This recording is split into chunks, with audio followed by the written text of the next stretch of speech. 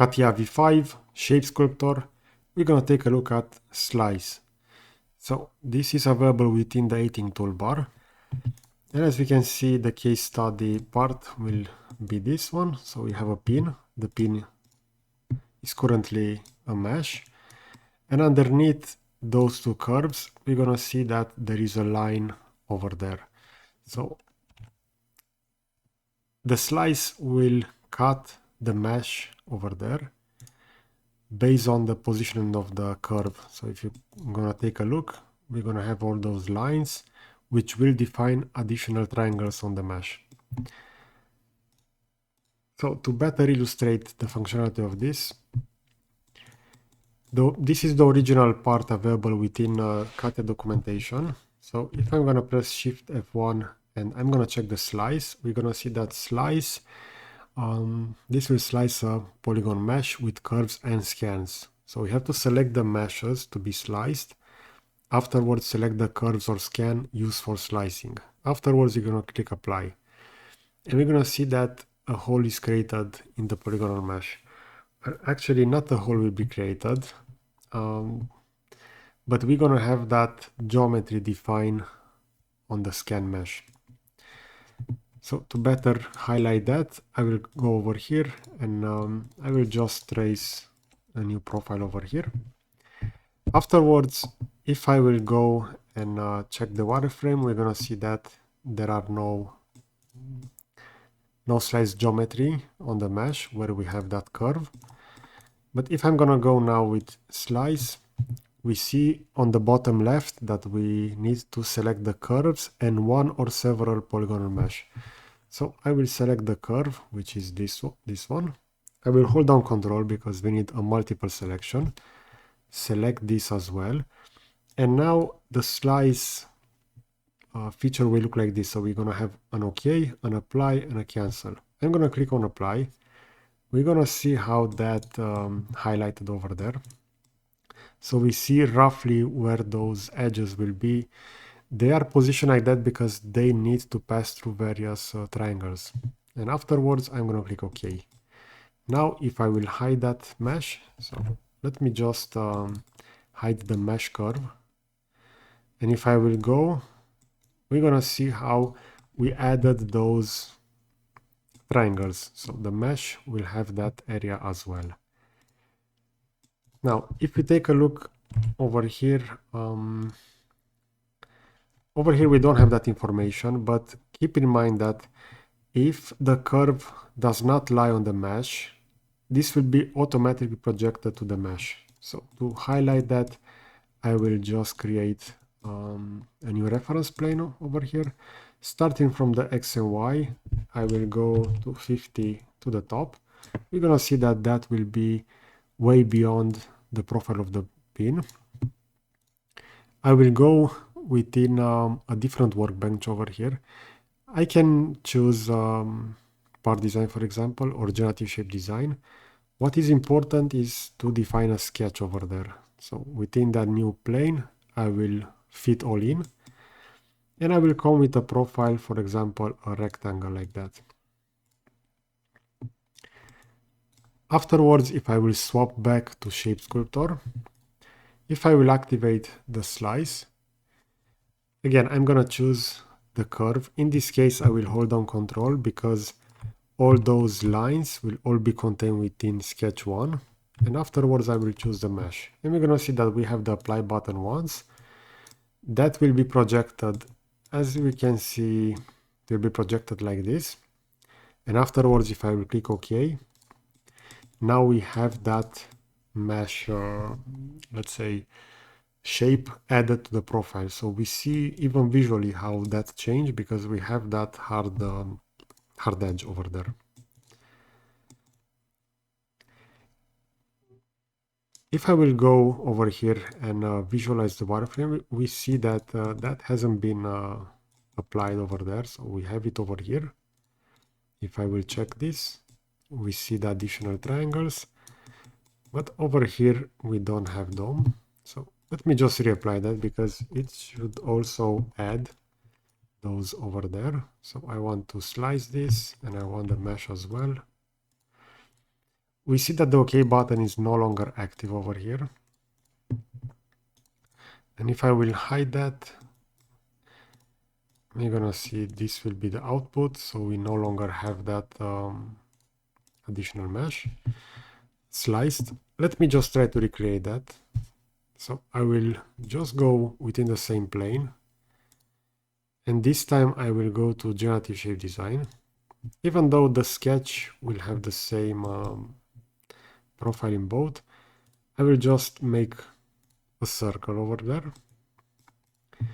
Go back to Shape Sculptor, and let's see, this will be the curve, this will be the mesh, and I will select the slice option. I will click OK, apply first.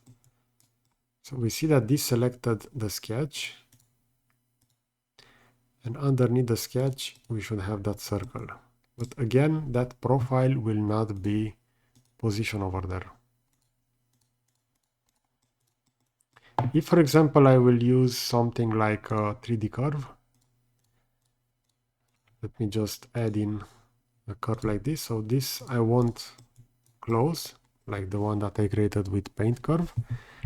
And if I will select the curve, hold down Control the mesh, go to slice, hit apply, you're gonna see that visually we still have that that projected rectangle over there, and this will be projected as well over here. So if I will click OK, now if I will go and check the geometry, yeah, we see how that mesh has been splitted.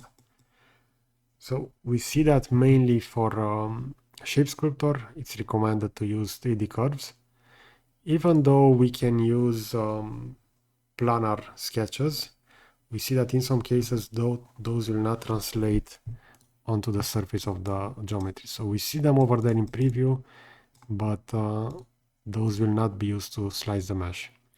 Let me just rapidly import the hand model. So this is from Artec 3D scan database. You will find the file link in the video description. And we have that over there. Let me just create a sketch over here and see if this will intersect and if it will work differently. So we have that position on the top. I will go now back to Shape Sculptor. We have the curve, we have the mesh, and we're gonna go for slice. I will click apply. We're gonna see that the OK button will activate, and we also see how CATIA will project that circle based on that triangulation. It's quite off, to be honest, because the hand mesh is very fine detailed.